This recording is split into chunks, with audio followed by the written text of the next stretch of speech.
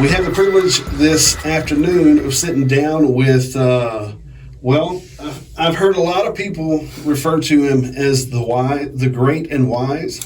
I've heard a lot of people refer to him as King Volunteerism. I've heard a lot of these little adjectives specific with Mr. Chris Lanier, but you are the president of LRG. That's correct. And LRG, for people who do not know, because I'll be honest with you, it's almost like you have this hidden gem of a company in the region, and you guys do things all over the place. It's not just you. You basically bring finances into the community, to be honest with you, right? Yeah. That's kind of how that works. Via employment. And all kinds of stuff. Sure. So LRG, tell us a little bit about what LRG is.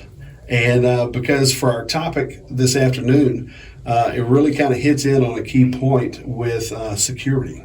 So I appreciate you for taking time with us. Appreciate you for sitting down. But break into it a little bit and tell us a little bit about what your background is from a security standpoint with LRG. Yeah, will do. Appreciate that, Jay, and glad to be here because it's a hot topic, obviously. Absolutely. And we're going to talk a little bit today about some of the physical measures that are currently available for schools and dive into that in a second. But as far as our company, I got into the security business at a young age. My dad was a police officer and actually finished up his career here in Jasper.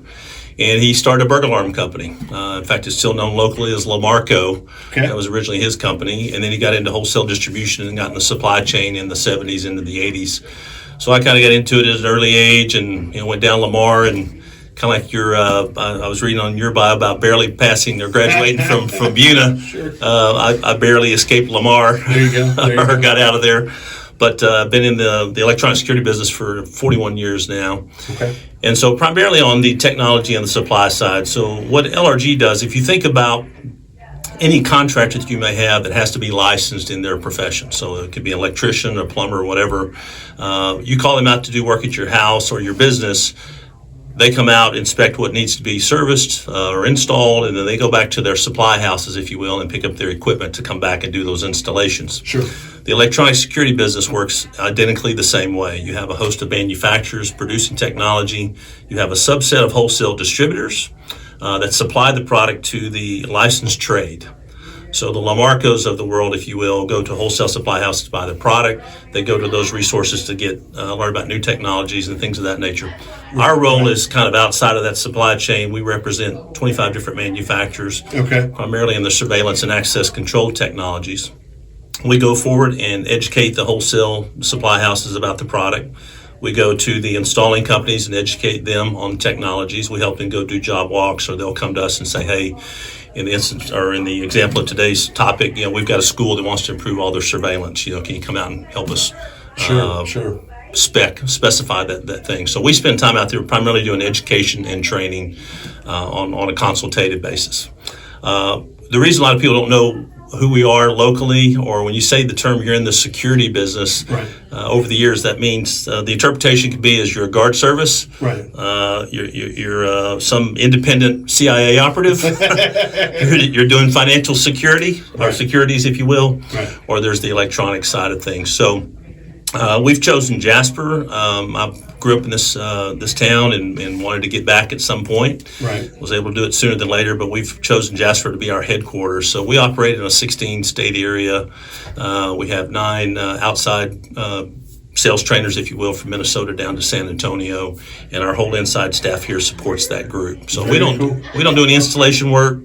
But we do spend a lot of time, out in these markets and communities, helping them decide on what technologies they need to do to solve issues and learn about new technologies. Very cool. Very cool. So, to say that you have some experience in this world of security, or electronic security specifically, is kind of an understatement. So, so specific, because a lot of with what went down in Uvalde, there are a lot of new questions, as if we don't have this list of questions that comes after every school shooting. Right? It just becomes, it's like, here are the questions, what are the solutions, and then it just kind of gets caught up in the gears of the minutia of people honestly just kind of not engaging those answers, right? Right. And so now some do, don't get me wrong. I mean, up around Sandy Hook area and all that, I imagine everything is really, dialed in a different way.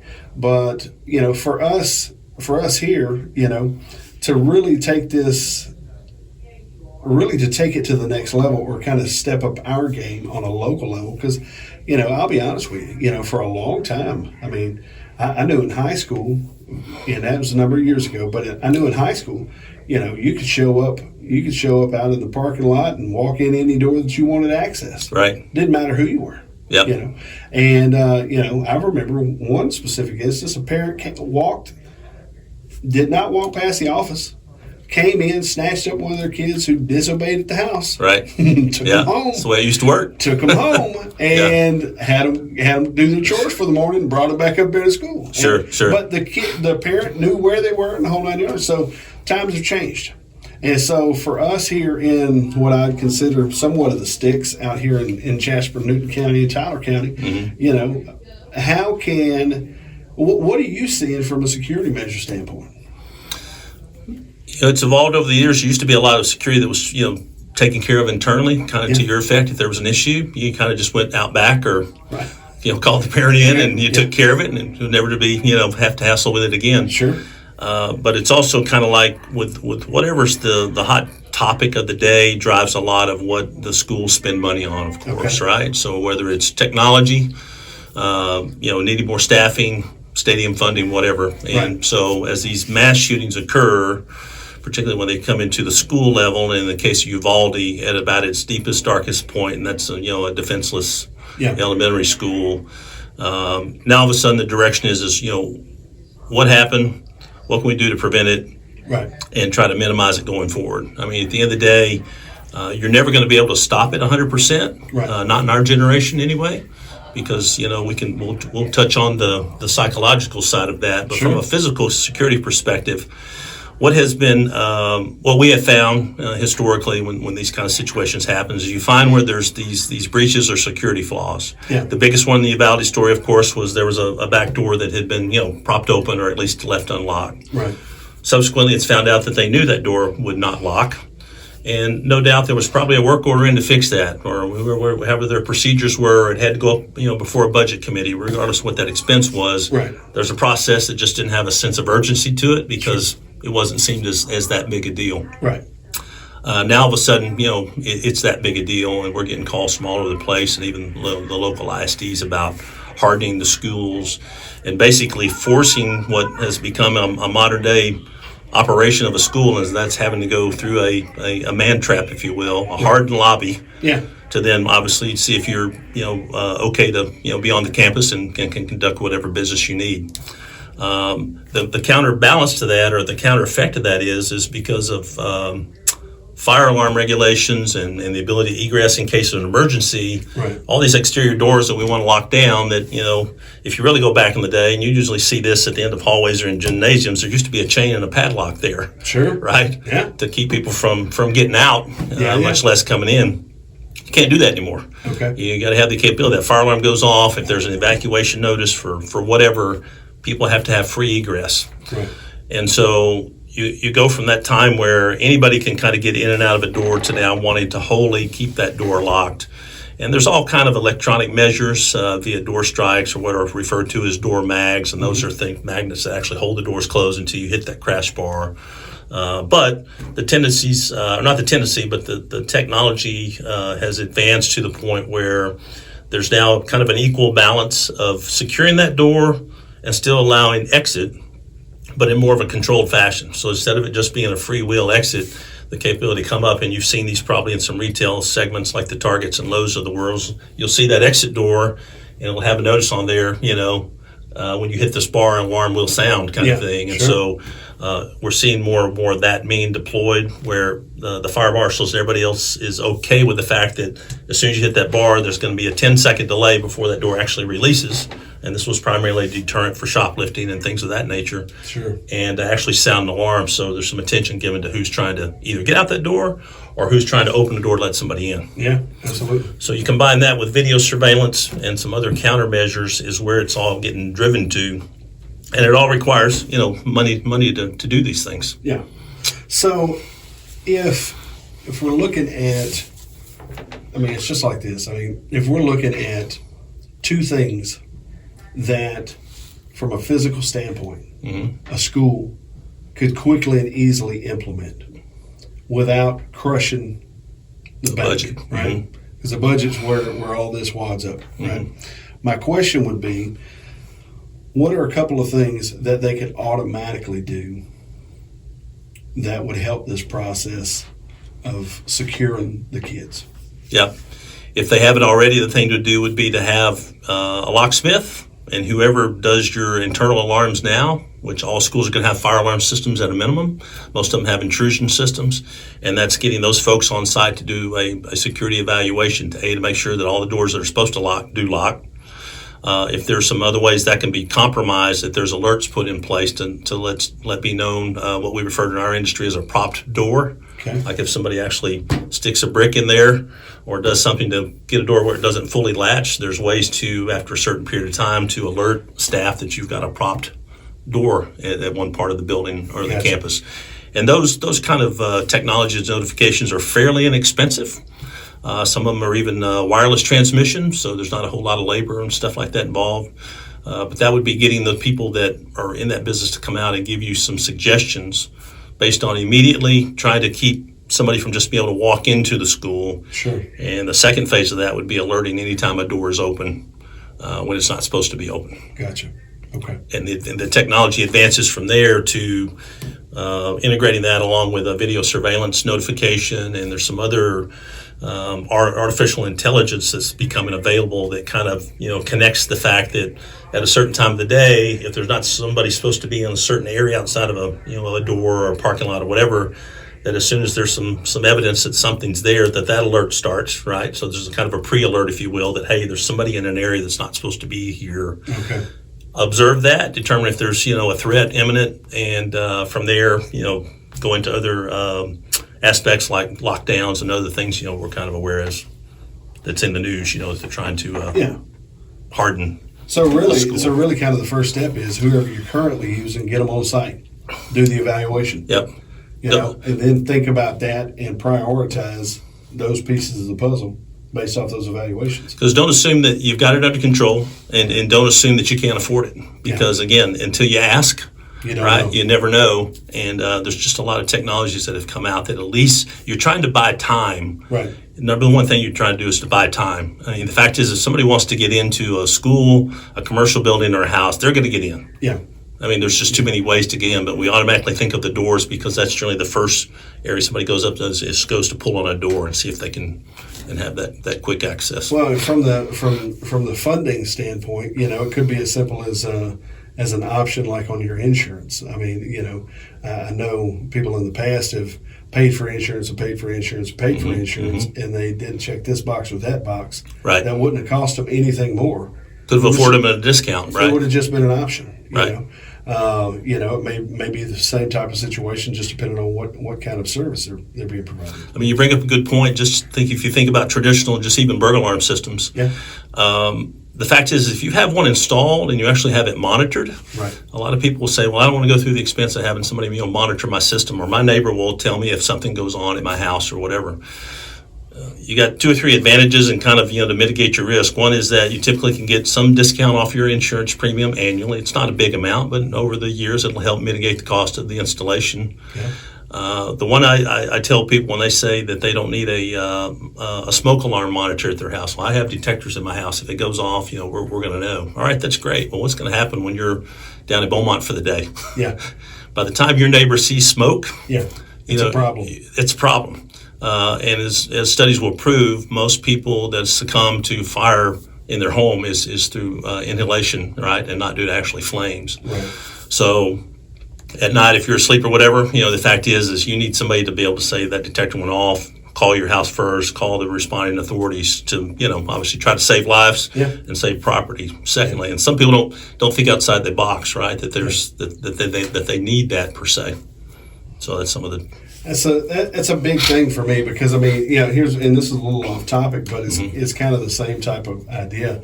So I've stayed in 2 hotels in the past 3 months. Okay. Two different hotels. Mm-hmm. I'm not going to say what towns they were in, but I just stayed in them. We'll say that. Okay. The same experience happened at both places. Okay. Both places. In the Hotel A, we'll call it, Mm-hmm. the fire alarm goes off at 3 o'clock in the morning. Mm-hmm. Well, guess what?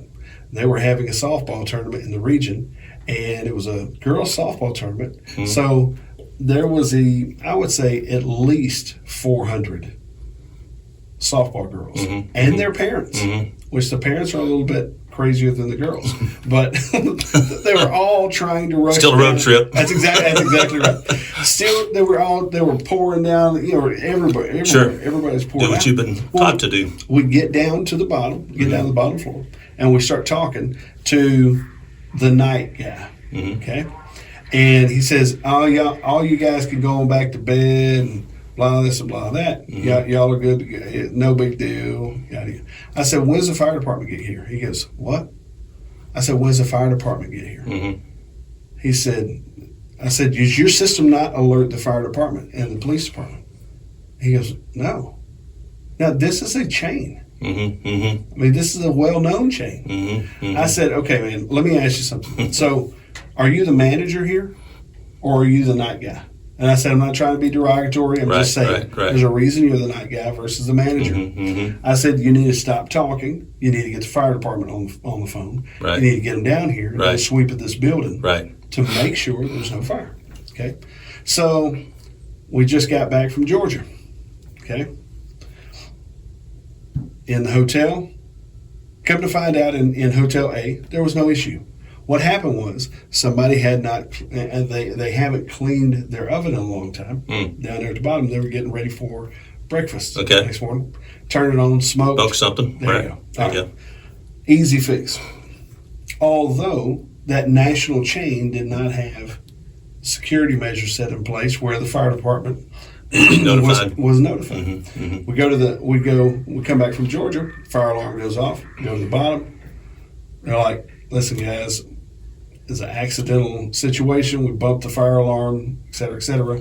And all of the staff was in the lobby. Mm-hmm. Mm-hmm. And they said, "The fire department will be here shortly." And before I got back on the elevator to head back up, There they were. there they were. Yeah. And so to me, I'm sitting here going, a lot of people don't think about those types of situations, even from their home standpoint. Mm-hmm. You know what I'm saying? And so, to me, it's crazy how negligent we are as a people until tragedy hits. And then it's like we flip the switch. All the way. We Right. need armed guards Right. Right. at every corner Right. available. Okay, well, how are we going to fund that? So there's like this happy balance. I won't say happy balance. There's a balance between funding and the actual Tolerance. completion. Mm-hmm. Yeah, tolerance and the completion of the project. What's the project or what's the overall objective? The overall objective is child safety, right? Child and teacher safety, Mm-hmm. faculty safety. Sure. And so in that process, how do we move out of the negligence, but not be so? We've got to have guys stationed at every corner with M4s. How do we turn? How do we keep it from going to the police state? And so to me, that's where a lot of these schools are having to evaluate right now. They're having to figure out, what into this of this money side of things is going to be able to get the proper change that we need to fix everything. So I think, you mentioned that and starting out with that, of bringing in who they're currently working with, and just go ahead and have them evaluate what's going on. Do you guys do at LRG? Do you guys do any kind of evaluations like that, or? We're certainly there for that. Okay. We're generally drawn in by the contractors that say, "Hey, this is kind of a serious or large scale project. Gotcha. I need another set of eyes and ears, and maybe some experience on what to propose." Okay. Because we do the kind of the same preaching in our business. With the alarm contractors out there, we tell them, don't presume because you've told your customer all the services that you can do that's top of mind with them at any given point. You need to constantly revisit with them the different technologies that have come out or the things that they can do to add another layer of security or protection to their Right. system. So 2 jump offs from what you just mentioned about the hotel thing. There's the term false alarm. Everybody's kind of familiar with that, right? System went off again. It was another false alarm, quote unquote false alarm. Right. The fact is if the technology operated properly, that's a nuisance alarm. That's not a false alarm. That smoke detector sensed that burning bagel in that lobby or that kitchen area, whatever. Yeah. So the technology worked as it was supposed to, and then the system hopefully was tied to monitoring where it would call the fire department and everybody shows up. It's a big nuisance, but it's not a false alarm. False alarm is when the technology operates improperly or there's human error involved. The other situation you prescribed, and in my career and traveled, I've experienced the same hotel thing where you get down the lobby and the kid one was a perfect example because then you kind of get somebody pulled one of the pull stations on floor 3. Right. So nuisance alarm system worked like it's supposed to, but it's been reset and everybody can go back and go to bed. So that's one thing. And I think the other aspect is I kind of put my observations on Uvalde, which can be an hour topic in itself. Sure, absolutely. Is the society has gotten so all this liability anxiety, for lack of a better analogy. Sure. So there's that reason to hesitate or to try to think things over too much about, if I do this, what liability is this going to bring back on me? Right. And so whether that's jumping into a room immediately when you had your first 10, 15 officers there and not thinking about the liability of going against a command, or gosh forbid if I storm down that door and I try to take out the bad guy and I shoot a kid, what impact that's going to have on my family and my life and my career. Sure. Right? And so there's some of that kind of I'm trying to remember the analogy where it's you freeze in the moment. And it doesn't have to be anything as serious as Uvalde. It's just kind of in life and liability. There's a car crash on the side of the road. You see somebody fall somewhere. Yeah. It's human nature to pull out the phone first. Yeah. And then think about, if I get involved. But what happens though? Because think about this. Because this is the catch-22 we all find ourselves in. You see, I'll be honest with you. If a little old lady that looks like she's one of the members to the choir of a local church falls down, okay, my natural inclination as a grandson is to try to help her up. Absolutely. But that is sometimes trumped by the fact that if I put my hand on her and she's truly damaged, am I going to exacerbate the issue? Sure. Or am I fixing to be drugged through some sort of legal loophole or knothole, rather, more like a knothole than a loophole? But am I going to be drugged through this thing? And so, a lot of times, it almost makes us stall out from being. And then they have the Good Samaritan laws, which almost like you had to put a law into place to be a Good Samaritan. Right. Well, what in the world are we doing here? What kind of a planet are we living on? Because, for me, I'm sitting here going, my heart is to help this little old lady who reminds me of my grandmother. At the same time, I'm sitting here going, you better keep your hands to yourself because little old grandma might turn into something else, especially when she cuts the check for that lawyer to turn into something else. Or the inclination maybe in society with everything that you see on TV today is that if somebody's approaching me, do they have ill intent? Yeah, right. There's a reservation on maybe the victim side as well. It's like, what is this person getting ready to do to me? Yeah, exactly. Instead of just naturally trying to be there to help. Yeah, just trying to do it. What is natural for us? What should be natural? What should be natural? Yeah, because I don't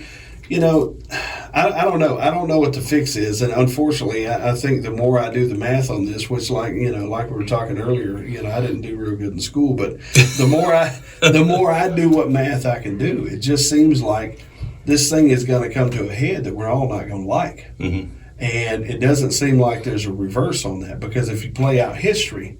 Normally, once a society gets to this point, it's pretty much, batten down the hatches. Here we go. Yeah. And it's like we were talking beforehand about the security world continuing to grow. It's not like, security is just, we don't need that anymore.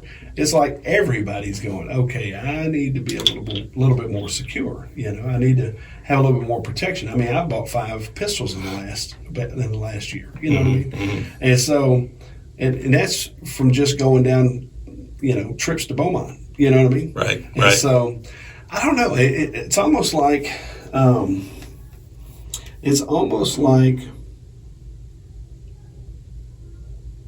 you want to do good. You want to follow the golden rule. You want to believe in good. That's exactly right. Yeah. You want to believe in that thing, and you want maybe even just at a basic level have that as a legacy or something you leave behind to your kids, that my dad believed in something good. Yeah, kind of going back to that, this won't get solved in our generation aspect of it, Sure. because I know, listening to some of your stances on things and that I concur with, and that is the upbringings that we've all had or not had, have a direct correlation, right, on how a person conducts themselves and how they treat others. Sure.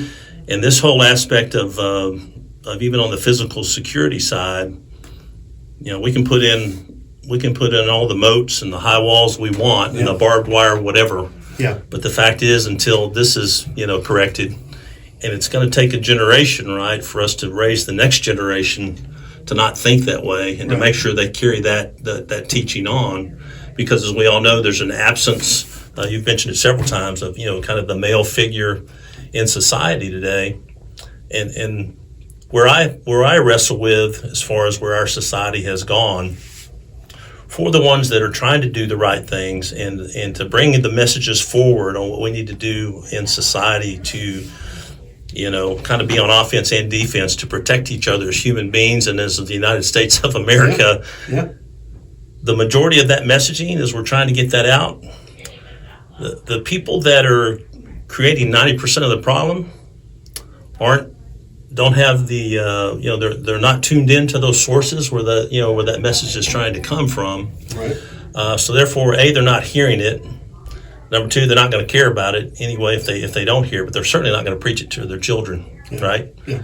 And I know you know that, but I guess we kind of sense that on the security side of things. Because even at its basic level, all these years, you think about all the corporations that we all go out and frequent, and I don't care if it's Kentucky Fried Chicken or it's Target or Walmart or whatever. All these companies have had to invest in security for initially one reason. It's not about them being concerned about somebody's going to break into their business at 2 o'clock in the morning. Right. Their biggest loss prevention issue is internal theft, internal shrinkage. Yeah. And so these corporations, the Walmarts in particular, because we do some stuff with Walmart, they spend millions upon millions of dollars a year just with the intentions of trying to get their shrinkage from 3% down to 2.8. Wow. Because that 0.2% can represent $1 million in less loss year over year. Sure. And so they're employing people, paying them, giving them benefits and stuff, and yet there's their biggest concern is people taking those very people taking stuff from. Yeah, and I'm picking just on Walmart because it happens at every corporation. Absolutely. And so it goes from that to kind of back to that liability factor. Now you've got to complement the video with not just to make sure that somebody's not walking out with a case of hamburgers, at the end of the shift. Yeah. But there's the slip and falls and just the claims, right, that go against corporations. So there's a lot of security that just gets invested to just simply try to keep people honest. Yeah. And I want to say it's a little. It can go counterbalance to that wanting to believe in the good kind of thing. Sure. But it's necessary. It's almost like there. I had a preacher tell me one time. He said, and this was about a decade ago. He said, Jay, you're going to have a problem in this life. Yeah. And I said, really? I said, I appreciate that, a little bit of insight. He said, no, the thing is, you see life as black and white. And he said, all of this life is lived in the gray. Mm-hmm. And I'm like, the more I think about this, because even good people that we know, when the government started handing out stimulus checks, good workers that I know, who have been conservative valued folks most of my life, became Democrats overnight. It was just like they went and laid on a couch somewhere, and it was just very much the, hey man, if they're going to send me this money, then there's no reason for me to work. And I thought, wow, I didn't realize I knew this many socialists. And so But it's almost like there's this gray that is a very real thing, because good people making bad decisions and that type of thing, or just being dumb. I feel like I've been a good person most all of my life. I've done a lot of dumb things. Yeah, right? Main things to learn from those things. Yeah, right? and I mean, I don't think I've ever stolen anything from anybody, but I mean, not on purpose. Yeah, exactly. But I mean, I when I was working at KJS, I may have slept on the clock a couple times, but I mean, it is what it is, right? Yeah. But I mean, to me, I'm sitting here and I'm just thinking, we have to, and I say men. I'm referring to men specifically. We've got to be able to step up our game in our communities more, because I'll be honest with you, it almost feels like the male voice has been quieted from really speaking the truth and representing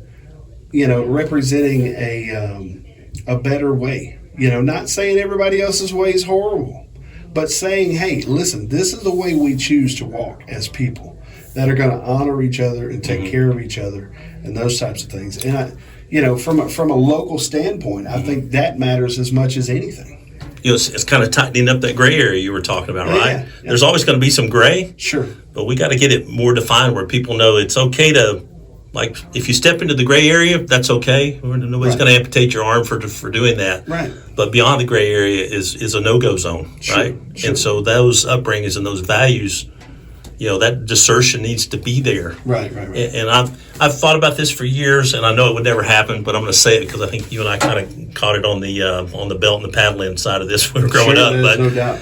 I've always just thought that, in this given day and age, the convenience of just being able to pick up a phone and Google whatever answer you want to seek or whatever, and you take that as gospel, right? Yeah.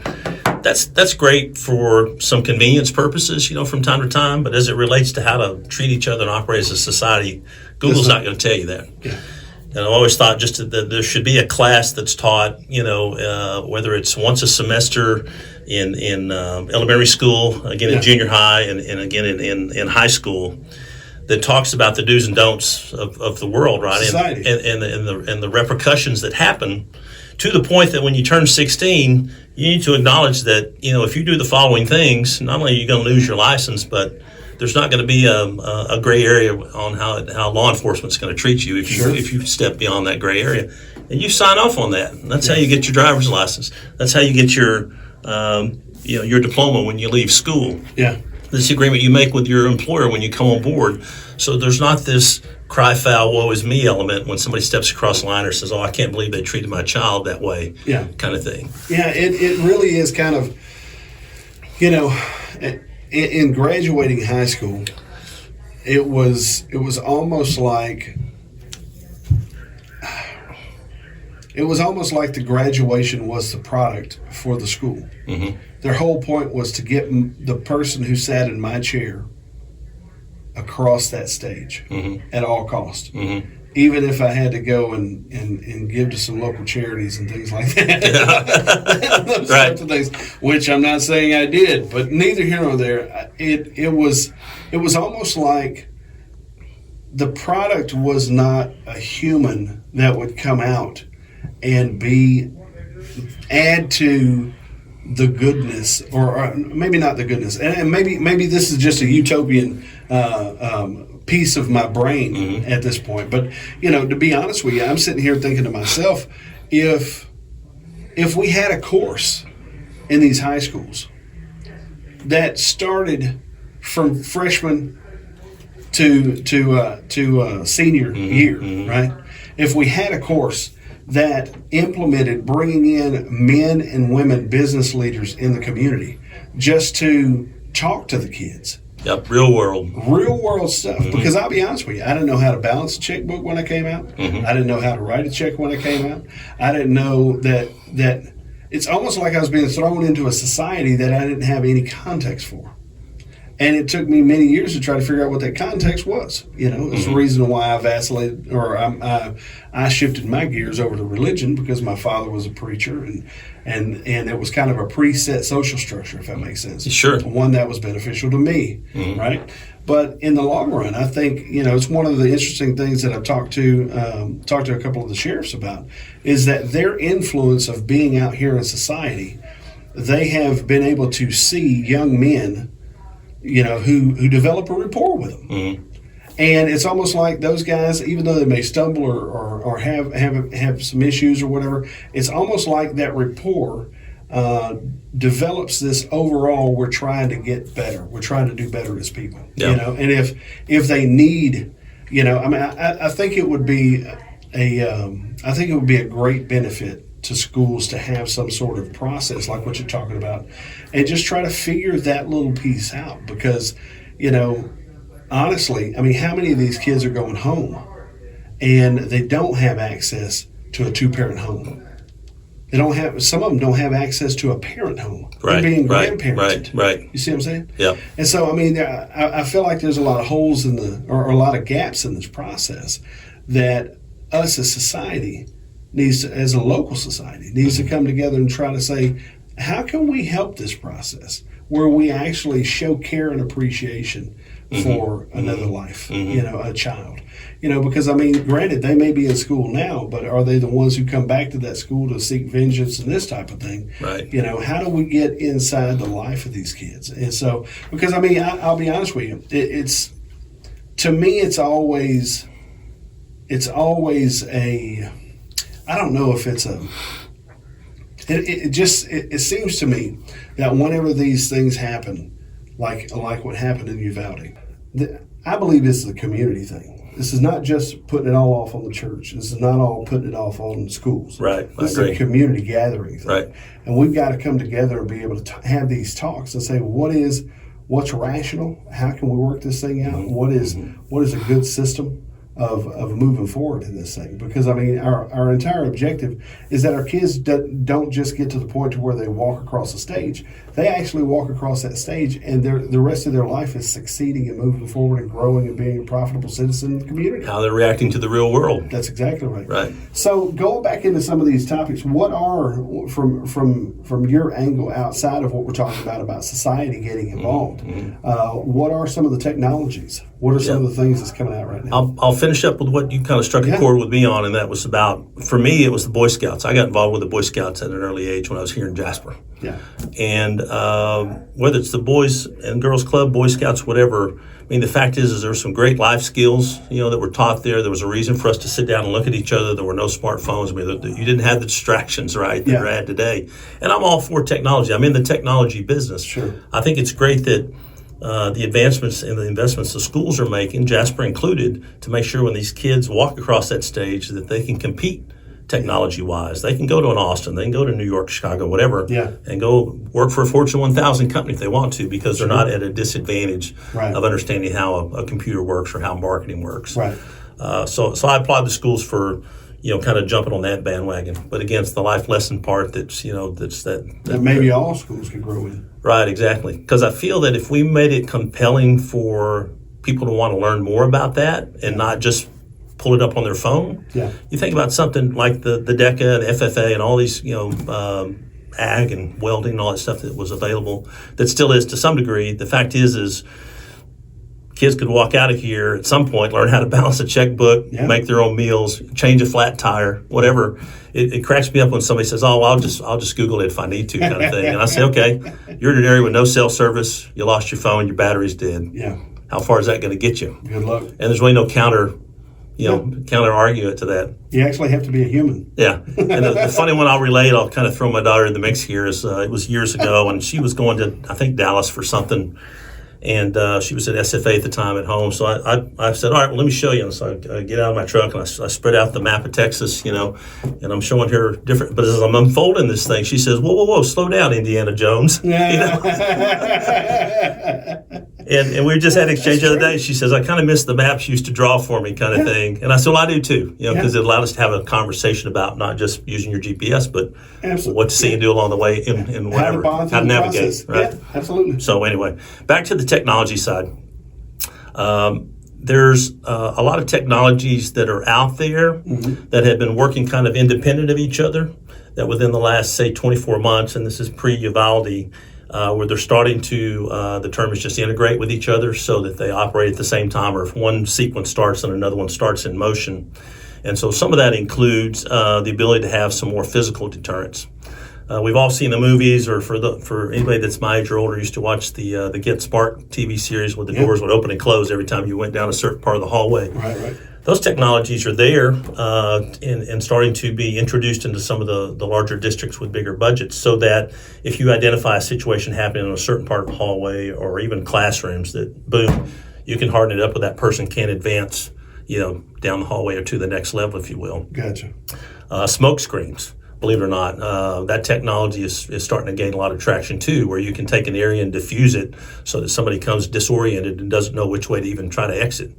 It's been deployed in shoplifting for a number of years, so that if somebody came in and either shoplifted or broke into a business after night, you could flood it with this smoke that doesn't hamper your abilities to function, but it does cause disorientation, and really for the most part you're trying to get somebody to just get the heck out of there and scamper. Right. So there's those, and then if you also another one would be if you think about when we were kids and we were drilled on fire evacuations, and that is you line up and you head out this door and immediately go this direction kind of thing. Shooter detection has been around for about 6 or 7 years now. There's probably about 8 players in it, 4 of which have really done a good job technology-wise, to the point where sensors can be mounted in certain areas of the school.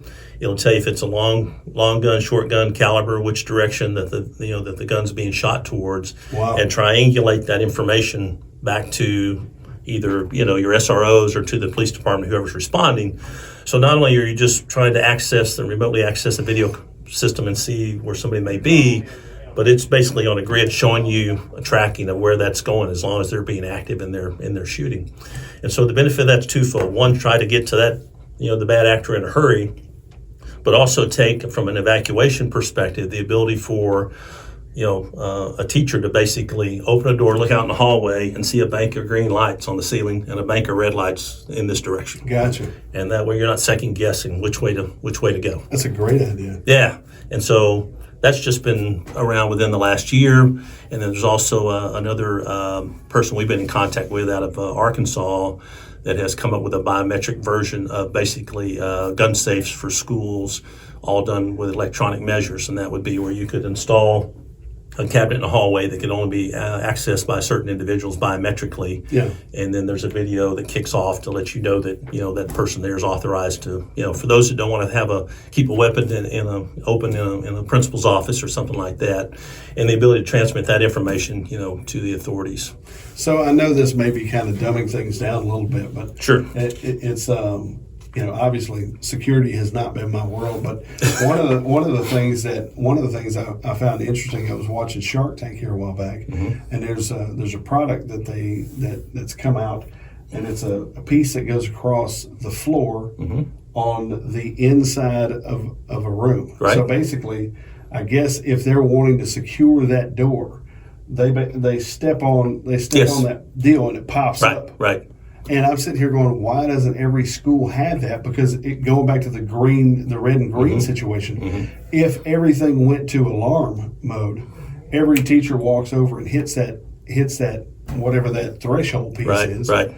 And it just shuts it in. From what I'm understanding, it does a great job for adding security to that. Right, exactly. Because there's been, having deadbolts, and in some cases they were using padlocks on the inside of schools and stuff like that. But I've spoken primarily to the electronic side. But yes, that physical barrier has been out on the market for about 3 years now, and there's different shapes and forms and fashions depending on the type of doors you have. But yeah, that's another easy. That's an easy move. Easy fix. It shouldn't be too terribly costly, but at the same time, going back to that alarm system, the red and the green, that right there by itself is going to put, that's going to give people a lot more time, like you said, buying time, right? Right. Right. So I think I think there's just some practical.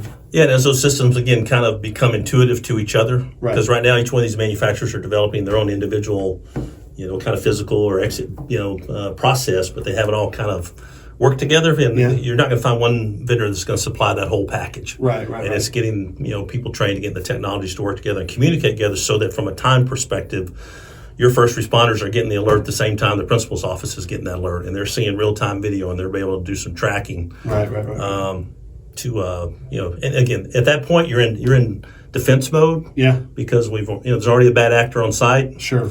All the other things we've kind of talked about is trying to, prevent that from happening. Yeah. So there's a lot of reaction that's going on, but back to your initial statement, and based on what has occurred and what do we got to do to smother that element, whether it be the responder or keeping doors locked, that kind of thing. Yeah.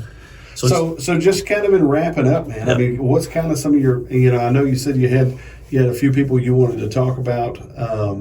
I guess maybe some of our sponsors that you've had some experiences with and stuff like that. But what's kind of your final thought on this whole thing? Just kind of moving into this conclusion here.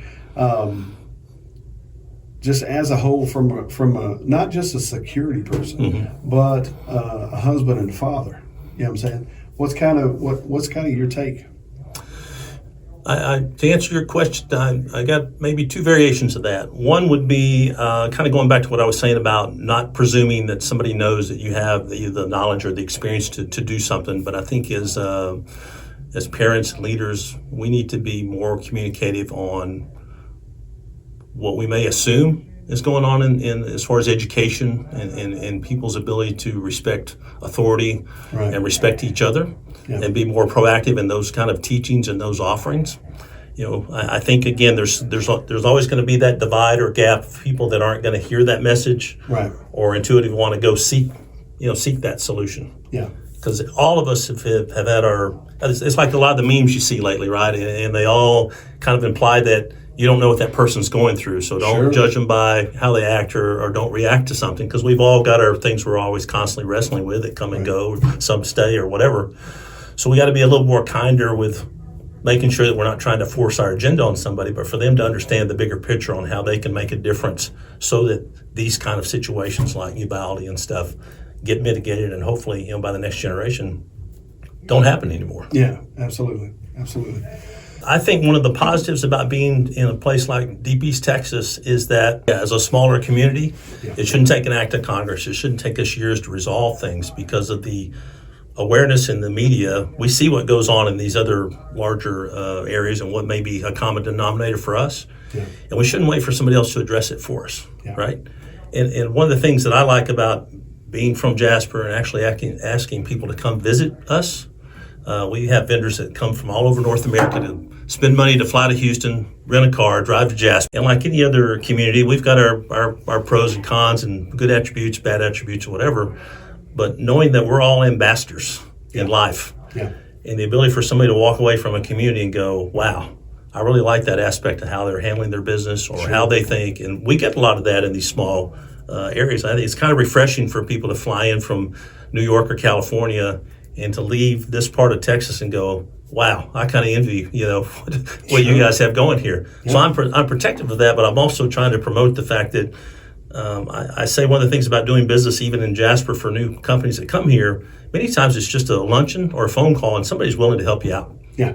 And so it's just knowing that those sources are there and that you should be compelled to, to make those reach outs. Well, and I think that even goes back to the point about the community being directly involved on some level with education. Right. Because if you knew that you could call on a guy who barely passed in Lamar and barely passed in Buda, and we have actually done okay with ourselves. Yeah. You know what I'm saying? And we're trying to give back and try to give the community. If you knew you had that resource as a person in your life and you didn't have nothing like that growing up, I think it would mean a lot. And I think that's the best thing about Southeast Texas to me, is that access, but making sure that access is widely available. And people know that it's there. I mean, I applaud our educational system here and our people. I have a lot of faith in the school board, the principals, the superintendents. I've got grandchildren in the system now, and I'm very excited about waiting to see what's going to develop from them, because I know that they can do good things based on what we got going. So it's our job kind of my side of it to try to help bring the physical security element and make sure we're buttoned up and that we're just as good as anyone else to help protect our children. Yeah. But certainly educating them to be better people.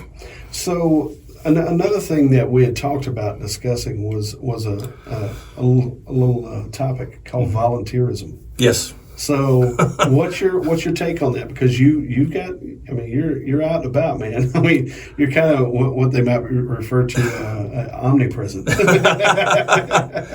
I used to joke when people say that, I've heard of you, or a lot of people said something. I always say, well, when you owe people money, people have a tendency to talk about you. No, it's once you get involved with a volunteer group, if you don't get it from there, you may never get it. But I'm involved with the ESD district here, also one of the founding members of the Beach Grove Fire Department. And so the more that I get involved with things that I just presume kind of ran themselves on their own, right, the more I learn about how woefully we're under volunteered, gotcha. as a society. Sure. It's never ending. The same would hold true for school budgeting and whatever. I mean, that's a never ending need. But from a volunteer perspective, teaching that element and why that's important is crucial, because the more you get involved, the more passionate you get about it. I'm absolutely amazed at the first responder community in this area. Yeah. Regardless of what the topic may be or why we're still trying to shore up EMS or whatever, the fact is all the people behind the scene are passionate about doing it, and they want it for the benefit of everybody. Yeah. And so you can complain about it, or you can get in and help, be part of the solution. And so it really is kind of fascinating to me to see how many people are, well, for lack of a better way to put it, not volunteering for anything. Right. And then there's always, those are the ones who have the first opinion on Facebook. Oh, they'll volunteer on social media all day long. Yeah, 100%. Yeah, I'll take care of all your social media. So I mean, but what's sad is, it's kind of like when you talk to a sheriff's department, or a sheriff's office rather, they're all overworked and underpaid, or underfunded. We'll say Sure. it that way. Underpaid, Always. underfunded is 6 one way, half a dozen. Yep. Dozen. But to me, it's the same way in the volunteer world. It's like, why do you go out and do those cook-offs or those right. Brisket plates or this, that, and the other? All you're doing is just trying to make it to the next. You're doing it for free, and why do you do that kind of stuff? And I mean, so it's almost like there's this just, I don't know, man. Social media has just exacerbated how bad it was before, I think. It does. Because people are removed from it, right? Yeah. It's just an electronic exchange. Yeah, I'm in my closet. Right. If they went and actually, even if they sat in their car and watched a volunteer event for 4 or 5 hours, you'd have a different opinion on why they're doing it, and probably why you should be there. I mean, if anything, you should feel guilty about not volunteering, but much less, trying to guilt somebody else about volunteering. So in the things that you currently volunteer in, how does a person, say over there in Beach Grove? Now, we're not talking about the Beach Grove reality show. We're talking about a different reality, right? How does one go about that process of say they're out there and they're like, you know what, I've talked enough. It's time to put my money where my mouth is, or my time where my mouth is. How do they go about that? Yeah. One evolution that, again, I was kind of unaware of until recently is that if you want to be part of a fire department, you don't have to be concerned about they're going to size me up in a uniform. I'm going to be on somebody's roof with an axe, by tomorrow night. Sure. There's volunteers and there's basically friends and followers or supporters, if you will. So whether it's your fire department or your local youth group or whatever, you can be as involved or not involved as you want to be, but to be involved is what's most important. Yeah. Because you're going to see behind the curtain what it takes to run these organizations, to keep it going, and admire the people that are doing it. Yeah. I mean, I've said about our group out there, I kind of got involved because I kind of got asked to kind of help out, kind of thing, but I was willing to do so because it's my backyard out there in the Grove. Yeah. But more importantly, when I got to meet the people that were making it happen, all I wanted to do is whatever I could do to help them. Right? Yeah. It wasn't about any individual thing. Sure. It was about moving the whole thing forward. And I feel the same way about the ESDs and what's going on with the volunteer fire department. We've got some new ones that are going to pop up here, some substations and stuff. Yeah. Switch it over to the JEDCO gear. I mean, for the people that want to criticize economic development, again, very easy to do online. Right. 99% of these people have never attended a meeting. Sure. They've never asked questions about how some of this funding and stuff goes down. Everybody just presumes if you show up and say, "Hey, I want to hire 2 people. Can I have a check, please?" That's how everybody critiques it, but it doesn't happen that way, right? Yeah. There's contracts, there's clawbacks, there's other things behind the scenes, and some of these deals don't go through. But everybody just presumes that the city's printing money or Jedco's printing money or whatever. I mean, you got to go down and see it in person, right, to be able to understand it better. Yeah, you got to have context. I mean, you can't talk about church unless you can't talk about the preacher unless you go listen to him preach. Amen. Right? And I mean, that's one of the reasons I've talked about my dad all these years. But no, the thing is, to me, being there is half the battle. Right. Yeah. Showing up is half the battle. Right. The rest of it we can walk you through. Mm-hmm. You know what I'm saying? And so, I would encourage everybody out there to, if nothing else, take half a year, take 6 months, and go walk alongside the local your local volunteer fire department, and just be with them and help them. Just be a supporter. Just to be a supporter. Yeah. Don't worry about the physical aspect of it. And then let yourself kind of figure out how deep of a dive you want to go. Right. But it would I think it would be a great benefit to a lot of folks to take that and just say, okay, I'm going to dedicate 6 months where I'm going to go and I'm going to be at every meeting, I'm going to be at every gathering, I'm going to be at every fundraiser, I'm going to help. Volunteer your expertise, whether it be to your whatever church, civic group, whatever it is. We've all got something that is of value. Right. And much of it's lesson learned stuff, right? It wasn't that somebody necessarily taught you and I about what's beyond the gray area or what's not beyond there. We maybe stepped our toe over there, and we got bit, and we understood. The police have no problem telling you where the gray area is at. You know what I mean? Right.